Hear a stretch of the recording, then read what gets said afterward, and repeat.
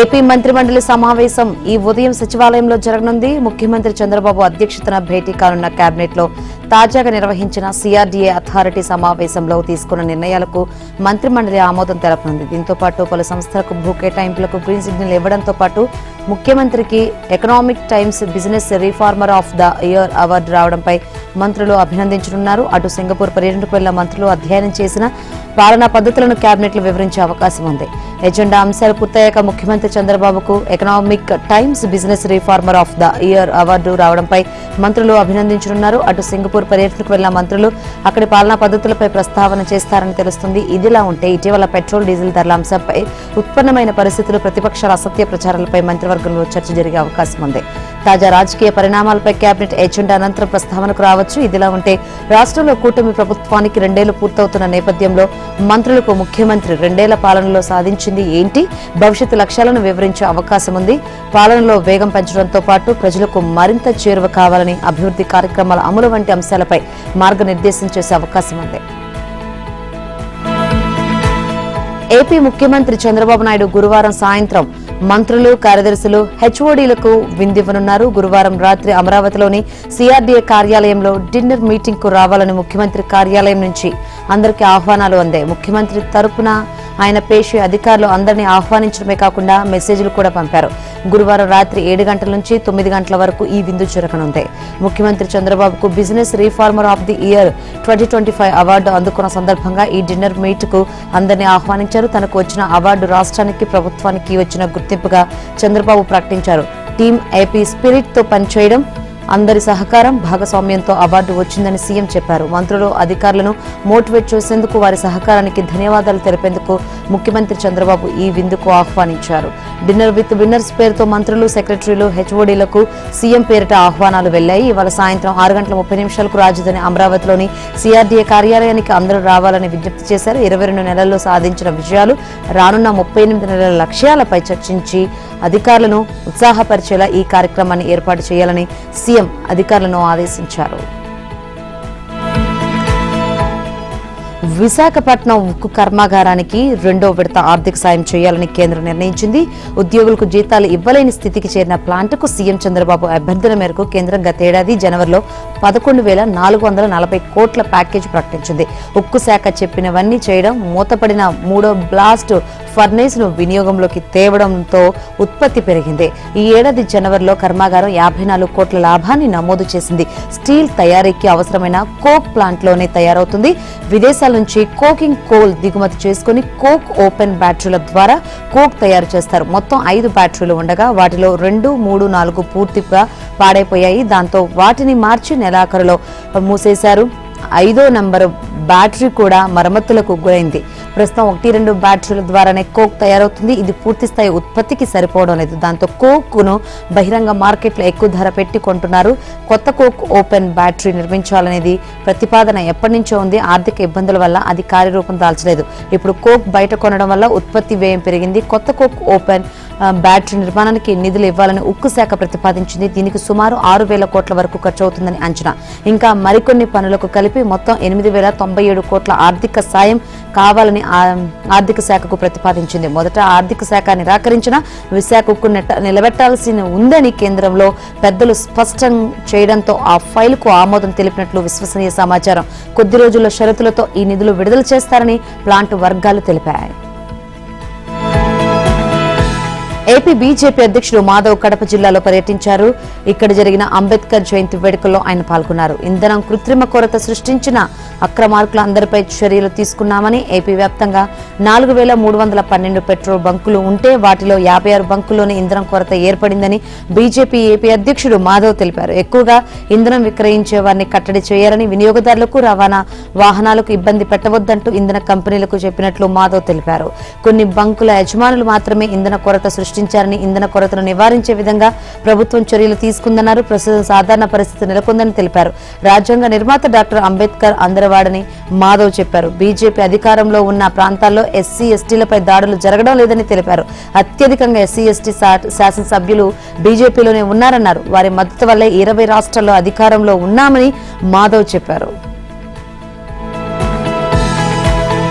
పశ్చిమ గోదావరి జిల్లా ఆకివీడు గ్రామ పంచాయతీ పెద్దపేటలో అనుమతులు లేకుండా నిర్మిస్తున్న రామాలయాన్ని నిలువరించాలంటూ దాఖలైన ప్రజా ప్రయోజన వ్యాజ్యంలో జోక్యానికి హైకోర్టు ధర్మాసనం నిరాకరించింది. ఇదే అభ్యర్థనతో సింగిల్ జడ్జి వద్ద రిట్ పిటిషన్ దాఖలైందని గుర్తు చేసింది. సంబంధిత పిటిషన్లో నోటీసులు కూడా జారీ చేశారని పేర్కొంది. సింగిల్ జడ్జి ఉత్తర్వులు ఉల్లంఘించి నిర్మాణాలు ఏవైనా చేపడితే కోర్టు ధిక్కరణ వ్యాజ్యం దాఖలు చేసుకోవచ్చన్నారు. దీనికి పిల్ వేయడం పరిష్కారం కాదని తెలిపింది. రిట్ పిటిషన్ దాఖలు చేసిన వ్యక్తులు ప్రజాహిత వ్యాజ్యం వేసిన పిటిషనర్ ఒకే ప్రాంతానికి చెందిన వారని, రిట్ పిటిషన్ పిల్లో ఒకే అంశాన్ని ప్రస్తావించారని న్యాయస్థానం గుర్తు చేసింది. ఈ నేపథ్యంలో ఒకే అంశంపై సమాంతరంగా విచారణ జరపాల్సిన అవసరం లేదని తేల్చెప్పింది. సింగిల్ జడ్జి వద్ద ఉన్న వ్యాజ్యంలో ఇంప్లీడ్ అయ్యి వాదనలు వినిపించేందుకు పిటిషనర్ కు వెసులుబాటు ఇచ్చింది. ప్రజాహిత వ్యాజ్యాన్ని పరిష్కరించింది. ఈ మేరకు హైకోర్టు ప్రధాన న్యాయమూర్తి జస్టిస్ లీసా ఆగిల్, జస్టిస్ ఎన్ జయసూర్యతో కూడిన ధర్మాసనం బుధవారం ఉత్తర్వులు జారీ చేసింది. తుమ్మడి హెట్టిపై ప్రభుత్వం ప్రత్యేక ఫోకస్ పెట్టింది. ఎట్టి పరిస్థితుల్లోనూ ప్రాజెక్టును పూర్తి చేసి లక్షలాది ఎకరాలకు నీరందించాలనే లక్ష్యంతో ఉంది. ఇందులో భాగంగానే సీఎం రేవంత్ రెడ్డి సాగునీటి ప్రాజెక్టులపై బుధవారం ప్రత్యేక సమావేశం నిర్వహించారు. ఎంసీహెచ్ఆర్డీలో నీటిపారుదల ప్రాజెక్టులపై నిర్వహించిన ఉన్నత స్థాయి సమీక్ష సమావేశంలో ఇరిగేషన్ మంత్రి ఉత్తమ్ కుమార్ రెడ్డి, ఇంజనీర్లు, నిపుణులతో కలిసి సీఎం రేవంత్ చర్చించారు. ఈ సందర్భంగా ఆయన అధికారులకు కీలక సూచనలు చేశారు. తుమ్మడి హెట్టి బ్యారేజ్ను ఏ ఎత్తులో నిర్మిస్తే ఎంత నీటిని వినియోగించుకోవచ్చన్న అంశంపై అధికారులు పవర్ పాయింట్ ప్రజెంటేషన్ ఇచ్చారు. 150 మీటర్ల ఎత్తున నిర్మిస్తే కనీసం 100 టీఎంసీల నీటిని వినియోగించుకునే అవకాశం ఉండి తెలంగాణ ప్రయోజనాలు సమగ్రంగా నెరవేరుతాయని నిపుణులు వివరించారు. ఇప్పటికే నిర్మించిన కాలువలు, మౌలిక సదుపాయాలను సద్వినియోగం చేసుకోవడానికి ఇదే సరైన ఎత్తు అని సూచించారు. సీఎం స్పందిస్తూ తుమ్మడి హెట్టి వద్ద ప్రతిపాదిత బ్యారేజ్ నిర్మాణం వేగవంతం చేస్తేనే 150 మీటర్ల ఎత్తుతో ప్రాజెక్టును ముందుకు తీసుకెళ్లాలని అధికారులకు సూచించారు. మహారాష్ట్ర ప్రభుత్వంతో తక్షణమే చర్చలు జరిపి అనుమతులు సాధించాలని రేవంత్ అన్నారు. ఇందుకు కేంద్ర సహకారం కోసం మంత్రి కిషన్ రెడ్డికి లేఖ రాయాలని ఆదేశించారు. ప్రాణహిత చేవెళ్ల ప్రాజెక్టు కింద ఇప్పటికే చేసిన భారీ వ్యయాన్ని సద్వినియోగం చేసుకోవాలని సీఎం చెప్పారు. అలాగే ఈ ప్రాజెక్టు ద్వారా గరిష్టంగా 100 టీఎంసీల నీటి వినియోగం సాధించడమే లక్ష్యంగా ముందుకెళ్లాలని రేవంత్ సూచించారు. కాంగ్రెస్ పార్టీ అధికారంలో ఉన్న రాష్ట్రాల్లో కేంద్రంలోని బీజేపీ ప్రభుత్వం కాంగ్రెస్ సానుభూతి పరులు ఓట్లు తొలగిస్తోందని మంత్రి పొన్నం ప్రభాకర్ ఆరోపించారు. ప్రతి బూత్ కు ఒక బిఎల్ ను నియమించి సర్ ఓటరు సవరణ ప్రక్రియలో మన ఓట్లు పోకుండా, దొంగ ఓట్లు రాకుండా జాగ్రత్తగా వ్యవహరించాలన్నారు. సిద్దిపేట జిల్లా అక్కన్నపేట మండలంలో కాంగ్రెస్ పార్టీ ముఖ్య కార్యకర్తల సమావేశంలో ముఖ్య అతిథిగా మంత్రి హాజరై మాట్లాడారు. ధాన్యం కొనుగోలు గతంలో ఆఫ్లైన్ లో ఉండేదని ఇప్పుడు ఆన్లైన్ లో చేశారని మంత్రి తెలిపారు. వ్యక్తిగతంగా ఎలాంటి ఇబ్బంది ఉండదని, ఏమైనా ఉంటే అధికారులు పరిష్కారం చేస్తారన్నారు. గ్రామాలకు తాగునీటి సరఫరాలో సమస్యలు రావద్దని, ఆయా గ్రామాల శాశ్వత పరిష్కారం చూపాలని పొన్నం చెప్పారు. జూన్లో పాఠశాలలు పునఃప్రారంభం కాగానే బడిబాట కార్యక్రమంలో విద్యార్థుల సంఖ్య పెరిగేలా అందరూ కృషి చేయాలన్నారు. వర్షాకాలంలో వన మహోత్సవం కార్యక్రమంలో భాగంగా ప్రతి ఒక్కరూ ఒక మొక్క నాటాలన్నారు. కమిటీలు బాధ్యతగా వ్యవహరించినప్పుడే గ్రామాల్లో సమస్యలు తొలగుతాయని తెలియజేశారు. ప్రభుత్వం అమలు చేస్తున్న సంక్షేమ పథకాలు, అభివృద్ధి కార్యక్రమాలు ప్రజల్లోకి తీసుకెళ్లాలన్నారు. తెలంగాణ ప్రభుత్వంపై బీఆర్ఎస్ నేత కేటీఆర్ ఆగ్రహం వ్యక్తం చేశారు. తెలంగాణ భవన్లో బుధవారం కల్వకుర్తికి చెందిన పలు పార్టీల నేతలు బీఆర్ఎస్ లో చేరడంతో ఆయన పలు విమర్శలు చేశారు. ఒకవైపు ప్రజలు తిడుతుంటే మరోవైపు ప్రజల పక్షాన సమస్యలు పరిష్కరించాలని ప్రతిపక్షాలు ప్రశ్నిస్తుంటే పైశాచిక ఆనందం పొందుతారా అని నిలదీశారు. కాంగ్రెస్ ప్రభుత్వ అరాచకాలతో అన్యాయానికి గురవుతున్న వర్గాలు నిందిస్తుంటే సంతోషం కలుగుతుందంటారా? ఇలా మాట్లాడటానికి సీఎం రేవంత్ రెడ్డి సిగ్గుపడాలని కేటీఆర్ అన్నారు. రాష్ట్రంలో గురుకుల విద్యార్థులు 140 మంది చనిపోయినా సీఎంకు పట్టింపు లేదన్నారు. కోత లేకుండా కరెంట్ ఇవ్వలేకపోతున్నారని, రైతు బంధు రైతుల ఖాతాలో వేయలేకపోతున్నారని ఆరోపించారు. పాలమూరు బిడ్డనని చెప్పుకునే సీఎం కనీసం మహబూబ్నగర్ జిల్లాకు ఒక్క మంచి పనైనా చేశారా అని నిలదీశారు. కనీసం పాలమూరు, రంగారెడ్డి ప్రాజెక్టులో మిగిలిన 10% పనులను పూర్తి చేయలేదని విమర్శించారు.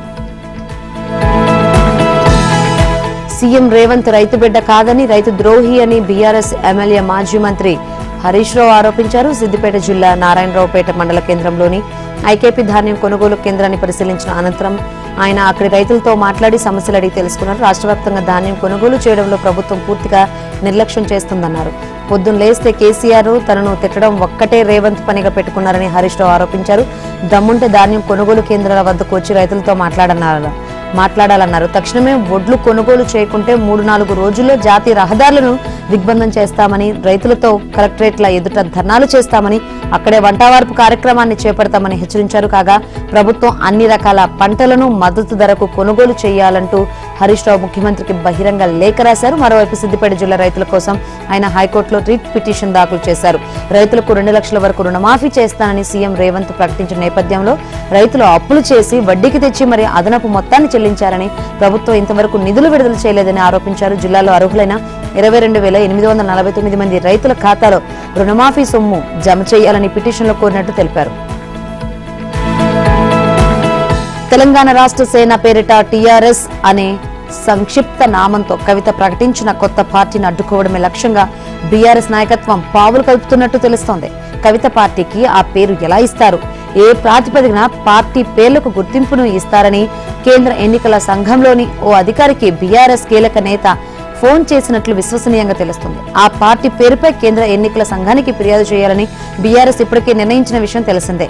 ఇదే విషయమై ఢిల్లీ స్థాయి న్యాయ నిపుణులతో ఆ కీలక నేత చర్చించారని తెలిసింది. అయితే కేంద్ర ఎన్నికల సంఘం అధికారులను నేరుగా కలిస్తే అందరికీ తెలిసిపోతుందని భావించిన ఆ కీలక నేత ఈసీఐలో రాజకీయ పార్టీల వ్యవహారాలకు సంబంధించిన సెక్షన్లో పనిచేసే జాయింట్ సెక్రటరీ స్థాయి అధికారికి ఫోన్ చేసి ప్రశ్నించినట్టు తెలుస్తోంది.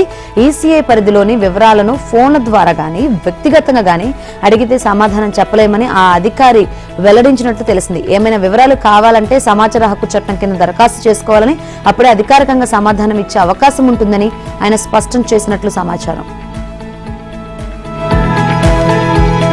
రాహుల్ గాంధీ చేపట్టింది భారత్ జోడో యాత్ర కాదని, రాజకీయంగా దేశాన్ని విభజించే యాత్ర అని తెలంగాణ బీజేపీ రాష్ట్ర అధ్యక్షుడు ఎన్ రామచంద్రరావు విమర్శించారు. కాంగ్రెస్ చర్యలు దేశాన్ని విభజించేలా ఉన్నాయని, ఆ పార్టీపై ప్రజల్లో తీవ్ర ఆగ్రహం వ్యక్తమవుతుందన్నారు. మే 10వ తేదీన ప్రధాని మోదీ తెలంగాణ పర్యటనకు రానున్న సందర్భంగా పరేడ్ గ్రౌండ్స్ లో నిర్వహించనున్న సభ పోస్టర్ను బుధవారం బీజేపీ రాష్ట్ర కార్యాలయంలో ఆయన ఆవిష్కరించారు. ఇక కాంగ్రెస్ ప్రభుత్వంపై తెలంగాణ ప్రజల ఆగ్రహాన్ని ప్రతిబింబించేలా మోదీ సభకు జనాగ్రహ సభగా నామకరణం చేశామని వెల్లడించారు. ప్రధాని పర్యటన ఏర్పాట్లు, వివిధ అంశాలపై బీజేపీ ఎమ్మెల్యేలు నేతలతో విస్తృతంగా చర్చించామని తెలిపారు. హైదరాబాద్ లో 8,000 కోట్ల అభివృద్ధి పనులకు ప్రధాని మోదీ శంకుస్థాపన చేయనున్నారని వెల్లడించారు. అనంతరం సికింద్రాబాద్ పరేడ్ గ్రౌండ్స్ లో జరిగే జన ఆగ్రహ సభలో ప్రజలను ఉద్దేశించి ప్రసంగిస్తారని రామచంద్రరావు తెలిపారు. బీజేపీ రాష్ట్ర అధ్యక్షుడిగా తాను బాధ్యతలు స్వీకరించిన తర్వాత ప్రధాని మొదటిసారి రాష్ట్రానికి రానున్నారని ఆయన వివరించారు. సభకు మేధావులు, యువత, మహిళలు పెద్ద ఎత్తున తరలి రావాలని పిలుపునిచ్చారు. కాగా పశ్చిమ బెంగాల్, తమిళనాడు, పుదుచ్చేరిలో బీజేపీ విజయం తథ్యమని రామచంద్రరావు తెలిపారు. తెలంగాణలో బీజేపీ బలమైన ప్రత్యామ్నాయంగా ఎదుగుతుందని, రానున్న రోజుల్లో బీజేపీ ప్రభుత్వం వచ్చేలా ప్రజలు ఆశీర్వదించాలని కోరారు. ఏపీలో పెట్రోల్, డీజిల్ లభ్యతపై తాజా పరిస్థితిని వివరిస్తూ స్టేటస్ రిపోర్టు దాఖలు చేయాలని రాష్ట్ర ప్రభుత్వం పెట్రోలియం కంపెనీలను హైకోర్టు ఆదేశిస్తూ విచారణను వారం రోజులకు వాయిదా వేసింది. ఈ మేరకు హైకోర్టు ప్రధాన న్యాయమూర్తి జస్టిస్ లీ సాగిల్, జస్టిస్ ఎన్ జయసూర్యలతో కూడిన ధర్మాసనం బుధవారం ఉత్తర్వులు ఇచ్చింది. ఇంకా రాష్ట్రంలో కృత్రిమ కొరత సృష్టిస్తున్న పెట్రోల్ బంకులపై తనిఖీలు నిర్వహించేందుకు టాస్క్ ఫోర్స్ కమిటీని ఏర్పాటు చేసేలా రాష్ట్ర ప్రభుత్వాన్ని ఆదేశించాలని కోరుతూ విజయవాడకు చెందిన కె ఉమావల్లి హైకోర్టులో ప్రజా ప్రయోజన వ్యాజ్యం దాఖలు చేసింది. బుధవారం వ్యాజ్యం విచారణకు రాగా పిటిషనర్ తరపున న్యాయవాది గుండాల శివప్రసాద్ రెడ్డి వాదనలు వినిపిస్తూ బంకు యజమానుల వైఖరితో ప్రజలు ఇబ్బందులు ఎదుర్కొంటున్నారని వివరించారు. బంకుల వద్ద ప్రజలు క్యూ కడుతున్నారన్నారు. ప్రభుత్వ వాహనాలు, రాజధాని అమరావతిలో పనులు చేస్తున్న వాహనాలకు మాత్రమే పెట్రోల్, డీజిల్ సరఫరా చేస్తున్నారన్నారు. ధర్మాసనం జోక్యం చేసుకుంటూ అమరావతిలో పనిచేస్తున్న వాహనాలకు మాత్రమే పెట్రోల్, డీజిల్ సరఫరా చేస్తున్నారన్న మీ వాదనకు ఆధారాలు ఏమిటని ప్రశ్నించింది. ప్రామాణికత లేని డాక్యుమెంట్లు కోర్టుకు ఇస్తే ఎలా అని పిటిషనర్ ను నిలదీసింది. పెట్రోల్, డీజిల్ సరఫరా విషయంలో ప్రస్తుతం పరిస్థితి మెరుగుపడిందని వ్యాఖ్యానించింది. పెట్రోల్ బంకుల వద్ద క్యూ లైన్లు కనిపించడం లేదని, పరిస్థితులు చక్కబడినట్లు ఉన్నాయని పేర్కొంది. ప్రస్తుత పరిస్థితిపై స్టేటస్ రిపోర్టు దాఖలు చేయాలని రాష్ట్ర ప్రభుత్వం పెట్రోలియం కంపెనీలను హైకోర్టు ఆదేశించింది. మహబూబాబాద్ జిల్లాలో మొక్కజొన్న రైతుల పరిస్థితి దయనీయంగా మారింది. కష్టపడి పండించిన పంటను అమ్ముకునే సమయంలో రైతులు తీవ్ర ఇబ్బందులు ఎదుర్కొంటున్నారు. పంట కోత పూర్తయిన తర్వాత మక్కలను పొలాల్లోనే తూర్పారబట్టి చెత్తను వేరు చేసి కొంతమంది రైతులు పట్టాల్లో, మరికొంతమంది రైతులు రహదారులపై ఆరబెడుతున్నారు. ఎండబెట్టిన మక్కలను ట్రాక్టర్లో మహబూబాబాద్ మార్కెట్ కు తీసుకొచ్చిన రైతులు ఆన్లైన్ లో రిజిస్ట్రేషన్ చేసుకుని మార్క్ఫెడ్ ద్వారా మాయిశ్చర్ పరీక్షలు, నాణ్యత పరిశీలన పూర్తయ్యాక ధర నిర్ణయించబడుతుంది. అయితే ప్రభుత్వం ప్రకటించిన మద్దతు ధర క్వింటాకు 2400 ఉన్నప్పటికీ రైతులు ఆ ధరకు పంటను అమ్ముకోలేకపోతున్నామని ఆవేదన వ్యక్తం చేస్తున్నారు. ఇక గన్ని సంచుల కొరత రైతులను మరింత ఇబ్బందులకు గురిచేసింది. గోనె సంచులు అందుబాటులో లేకపోవడంతో రోజుల తరబడి మార్కెట్ యార్డుల్లోనే నిరీక్షించాల్సి వస్తుంది. దడ్వాయి కార్మికులు కూడా మార్కెట్ అధికారుల సూచన లేకుండా సంచుల్లో మక్కలు నింపడం లేదని రైతులు ఆరోపిస్తున్నారు. మరోవైపు కాంటా పెట్టిన బస్తాలు లాట్లుగా పేరుకుపోయి వాటిపై టార్పులిన్ కవర్లు కప్పి ఉంచుతున్నారు. అయితే ఆ బస్తాలను తరలించేందుకు డీసీఎంలు, లారీలు అందుబాటులో లేకపోవడంతో రైతులు ఆందోళన చెందుతున్నారు. డీజిల్ కొరత కూడా ఈ సమస్యను మరింత తీవ్రతరం చేస్తోంది.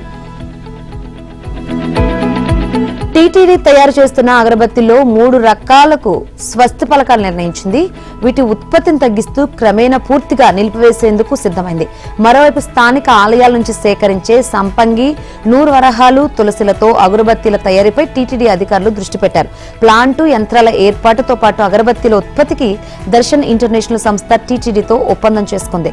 తందనాన, దివ్యపాద, అభయహస్త, దివ్య దృష్టి, దివ్య శ్రీష్టి, తుష్టి, ఆకృష్టి పేర్లతో మొత్తం 7 రకాల అగరబత్తీలను ఈ ప్లాంట్ల ద్వారా తయారు చేస్తూ వచ్చారు. ఇవన్నీ కూడా ప్రత్యేక ప్యాకెట్లలో పొందుపరిచి విక్రయించేవారు.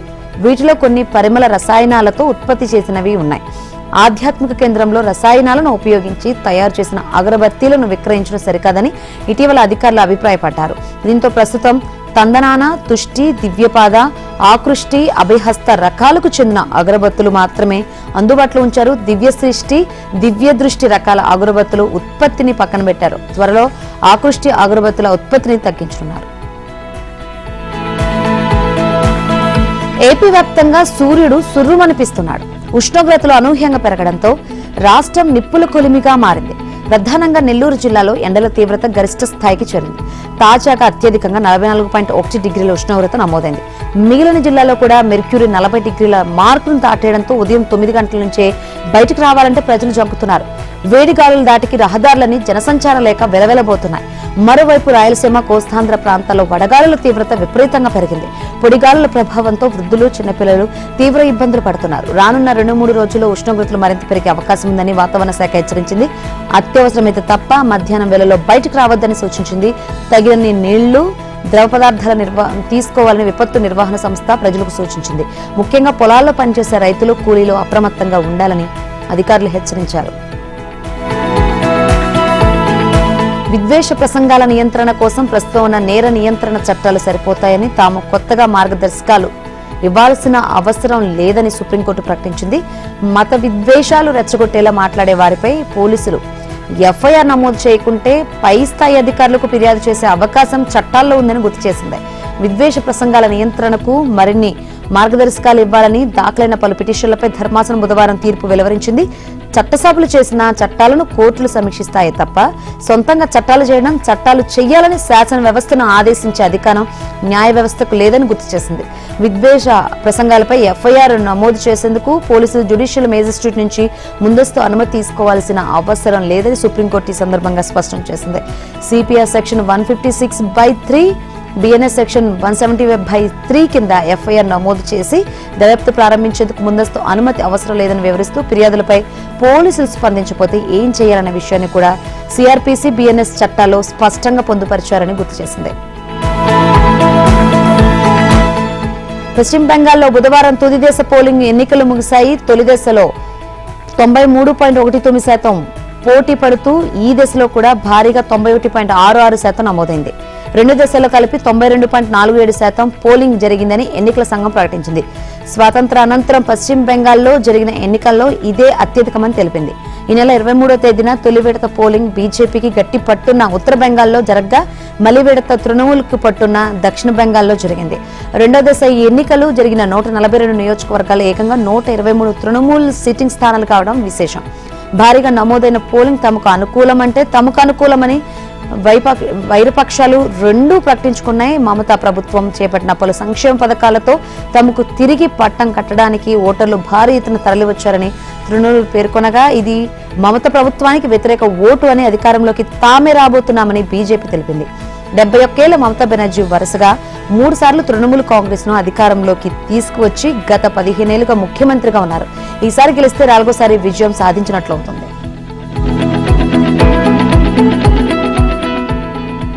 బీజేపీ లక్ష్యం ఈసారి దాదాపుగా నెరవేరినట్లేనని తెలుస్తోంది. బెంగాల్లో బీజేపీ అధికారంలోకి వచ్చే అవకాశాలు మెరుగ్గా ఉన్నాయని పలు సర్వే సంస్థలు వెల్లడించాయి. ఇక బుధవారం బెంగాల్లో రెండో దశ ఎన్నికలు ముగియడంతో మొత్తం 4 రాష్ట్రాలు, కేంద్రపాలిత ప్రాంతం పుదుచ్చేరిలో అసెంబ్లీ ఎన్నికల పోలింగ్ పర్వం పూర్తయింది. దీంతో పలు మీడియా సర్వే సంస్థలు ఎగ్జిట్ పోల్స్ ను విడుదల చేశాయి. అసెంబ్లీలో బీజేపీ హ్యాట్రిక్ సాధిస్తుందని, తమిళనాడులో డీఎంకే పట్టు నిలుపుకొని వరుసగా రెండోసారి స్టాలిన్ నేతృత్వంలో విజయం సాధించనుందని, కేరళలో వామపక్ష కూటమి ఎల్డీఎఫ్ గద్దె దిగి కాంగ్రెస్ సారథ్యంలోకి యూడీఎఫ్ కూటమి పగ్గాలు చేపట్టనుందని తెలిపాయి. పుదుచ్చేరిలో మళ్లీ ఎన్డీఏ కూటమికే అధికారమని పేర్కొన్నాయి. పశ్చిమ బెంగాల్లో 294 అసెంబ్లీ స్థానాలుండగా మ్యాజిక్ ఫిగర్ 148. ఆ రాష్ట్రంలో బీజేపీ 142 నుంచి 150 సీట్ల వరకు గెలుచుకోవచ్చని, మొట్టమొదటిసారిగా అధికారంలోకి రానుందని పలు సర్వే సంస్థలు తెలిపాయి. బీజేపీ 146 నుంచి 161 సీట్లు గెలుచుకుంటుందని, టీఎంసీకి 125 నుంచి 140 సీట్లు వస్తాయని మ్యాట్రిజ్ సంస్థ వెల్లడించింది. బీజేపీకి 150 నుంచి 170 సీట్లు, టీఎంసీకి 118 నుంచి 138 సీట్లు లభిస్తాయని పీమార్క్ సంస్థ తెలిపింది. బీజేపీ 142 నుంచి 171 మధ్య గెలుచుకొని బెంగాల్లో అధికారంలోకి వస్తుందని, టీఎంసీకి 99 నుంచి 167 సీట్ల మధ్య లభిస్తాయని పోల్ డైరీ వెల్లడించింది. ఇదిలా ఉంటే పీపుల్స్ పల్స్, జన్మత్ సంస్థలు తృణమూల్కు 177 నుంచి 205 సీట్లు గెలుచుకొని మళ్లీ అధికారంలోకి వస్తుందని తెలిపాయి. మరోవైపు తమిళనాడులో మెజార్టీ ఎగ్జిట్ పోల్స్ డీఎంకే కూటమి అధికారంలోకి వస్తుందని అంచనా వేశాయి. ఆ రాష్ట్రంలో మొత్తం సీట్లు 234 కాగా కనీస majority 118. Chanakya strategies, people's pulse, people's insight, PrajaPoll, PMARQ, Matrize సంస్థలు డీఎంకే మిత్రపక్షాలు 120 నుంచి 165 సీట్ల మధ్య గెలుచుకుంటాయని పేర్కొన్నాయి. అన్నాడీఎంకే మిత్రపక్షాలు 60 నుంచి 100 సీట్ల వరకు గెలుచుకోవచ్చని వెల్లడించాయి. సినీ నటుడు విజయ్ ప్రభావం పెద్దగా ఉండబోదని సర్వే సంస్థలు తేల్చెప్పాయి. విజయ్కి 20 స్థానాల్లోపే దక్కుతాయని పేర్కొంది. వివాహ వ్యవస్థపై గౌరవం ఉంది, కానీ వ్యక్తిగతంగా దాన్ని నమ్మనంటోంది దివ్య సత్యరాజ్. సినీ పరిశ్రమలో గుర్తింపు పొందిన నటుడు సత్యరాజ్ కుమార్తె, న్యూట్రిషనిస్ట్ అండ్ డీఎంకే నాయకురాలు దివ్య సత్యరాజ్ పెళ్లి బంధంపై చేసిన కామెంట్స్ ప్రజెంట్ నెట్టింట సంచలనంగా మారాయి. కేవలం మంగళసూత్రం కట్టుకోవడం, ఉంగరాలు మార్చుకోవడం వల్ల ఇద్దరి మధ్య బంధం బలపడుతుందని తాను అనుకోవడం లేదని వ్యాఖ్యానించింది. ఇద్దరు వ్యక్తులు పరస్పర అంగీకారంతో ప్రేమతో కలిసి జీవించగలరని, దానికోసం వివాహం అనే సమాజపు ముద్ర లేదా ధ్రువపత్రం అవసరం లేదంటూ తెలపడం వివాదాస్పదంగా మారింది. నెట్టింట నెగిటివ్ ట్రోల్స్ స్టార్ట్ అయ్యాయి. ఇక కుమార్తె వ్యాఖ్యలపై ఆమె తండ్రి నటుడు సత్యరాజ్ స్పందిస్తూ తాను పెరియర్ సిద్ధాంతాలను విశ్వసిస్తానని, కుల మతాలు, మూఢనమ్మకాలకు వ్యతిరేకమన్నారు. వివాహం ఒక వ్యక్తిగత ఎంపిక మాత్రమేనని, ఆధునిక వైద్య సాంకేతికతలతో పెళ్లి లేకుండానే సంతానం పొందే అవకాశాలు ఉన్నాయంటూ తన కుమార్తె ఆలోచనలను గౌరవిస్తూ మద్దతుగా నిలిచాడు సత్యరాజ్. సామాన్యులకు మరోసారి వంట నూనె ధరలు షాక్ తగలనుంది. పెరిగిన దిగుమతి ఖర్చులు, రవాణా వ్యయాలు, అలాగే దేశీయ నూనె గింజల ధరలు అధికంగా ఉండడం వల్ల కంపెనీల లాభాలు కోల్పోతున్నాయి. మార్జిన్లను కాపాడుకునేందుకు AWL agri business, Emami agrotech, Patanjali foods వంటి ప్రధాన సంస్థలు 5 నుంచి 6% పెంచే అవకాశాన్ని పరిశీలిస్తున్నాయి. ఇటీవలే మార్చిలో పెంపు నిర్ణయం జరిగిన నేపథ్యంలో మరోసారి ధరలు పెంచితే వినియోగదారులపై అదనపు భారం పడనుంది. సాధారణంగా ముడి చమురు ధరలు, రవాణా పరిస్థితుల ఆధారంగా వంట నూనె ధరల్లో హెచ్చుతగ్గులు ఉంటాయి. తాజాగా పశ్చిమాసియాలో కొనసాగుతున్న ఉద్రిక్తతలు, హోర్ముజ్ జలసంధి ద్వారా సరఫరా అంతరాయాలు, భయాల కారణంగా ముడి చమురు ధరలు బ్యారెల్కు $115కు తీసుకువెళ్లాయి. మన దేశం వంట నూనె అవసరాలలో సుమారు 57% దిగుమతులపై ఆధారపడుతోంది. పామాయిల్, సోయాబీన్, సన్ఫ్లవర్ నూనెలు ఎక్కువగా వినియోగంలో ఉంటాయి. అయితే గత ఏడాదితో పోలిస్తే ధరలు గణనీయంగా పెరిగాయి. పామాయిల్ 14%, సోయాబీన్ 20%, సన్ఫ్లవర్ 17% వరకు ఖరీదయ్యాయి. రవాణా, బీమా ఖర్చులు పెరగడం, రూపాయి విలువ ఒత్తిడిలో ఉండడంతో కూడా ఈ భారాన్ని మరింత పెంచుతోంది. వాంఖడే స్టేడియంలో హైదరాబాద్ బ్యాటర్లు వీర విహారం చేశారు. ఐపీఎల్లో నేడు Mumbai Indians, Hyderabad Sunrisers జట్ల మధ్య జరిగిన పోరులో ఆరెంజ్ ఆర్మీ 6 వికెట్ల తేడాతో సూపర్ విక్టరీ సాధించింది. మొదటగా బ్యాటింగ్ చేసిన ముంబై నిర్ణీత 20 ఓవర్లలో 5 వికెట్లు కోల్పోయి 243 పరుగులు చేసింది. రికెల్టన్ 1, 123 పరుగులతో చెలరేగిపోగా విల్ జాక్స్ 46, హార్దిక్ 31 పరుగులు చేశారు. అనంతరం 244 పరుగుల టార్గెట్ తో బరిలోకి దిగిన హైదరాబాద్ ఓపెనర్లు ముంబై బౌలర్లను ఓచకోత కోశారు. పవర్ ప్లేలోనే ఒక్క వికెట్ నష్టపోకుండా 92 పరుగులు చేశారు. ట్రావిస్ హెడ్ మరియు అభిషేక్ శర్మ హెడ్స్ 76, అభిషేక్ 45, క్లాసెన్ 65 పరుగులతో జట్టు స్కోర్ బోర్డును పరుగులు పెట్టించగా 18.4 ఓవర్లలోనే ఎస్ఆర్హెచ్ తన లక్ష్యాన్ని ఛేదించింది. ఈ సీజన్లో హైదరాబాద్ జట్టుకు ఇది వరుసగా 5వ విజయం కాగా ముంబైకి ఇది 6వ ఓటమి.